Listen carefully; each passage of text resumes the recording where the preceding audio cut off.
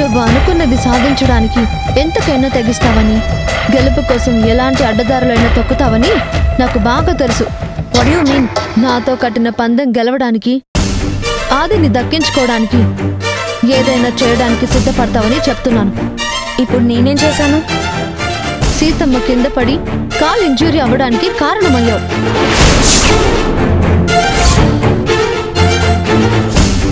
ఎక్కువ మాట్లాడకు పవి. సీతమ్మని పడేస్తే నేను సాధించేదే ఉంది. నేనెందుకు పడేస్తాను? ఒకవేళ నా మీద గెలవడానికి ఇది నీ ప్లాన్ అయి ఉండొచ్చు కదా. నీ మీద గెలవాలనుకుంటే నిన్ను ఇబ్బందుల్లో పడేస్తాను, కానీ సీతమ్మకి ఎందుకు ప్రాబ్లం క్రియేట్ చేస్తాను? ఎందుకు నవ్వుతున్నావు?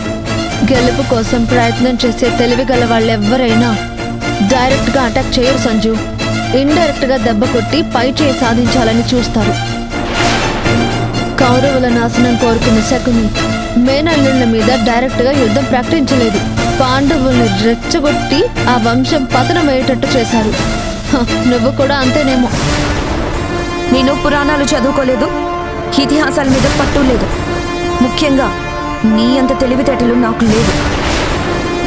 సాధించాలన్న పట్టుదల మాత్రం పుట్టలు పుట్టలుగా ఉంది. నేను ఏది చేయాలనుకున్నా అది డైరెక్ట్ గానే చేస్తాను. అనవసరమైన అనుమానాలు పెట్టుకొని బుర్ర పాడు చేసుకో. నాది అనుమానం మాత్రమే అయితే నీకెలాంటి ప్రాబ్లం లేదు. అది నిజమైతే మాత్రం నేను వేసే అడుగు నీ తల మీద వామనుడి పాదముద్ర అవుతుంది. గుర్తుపెట్టుకో.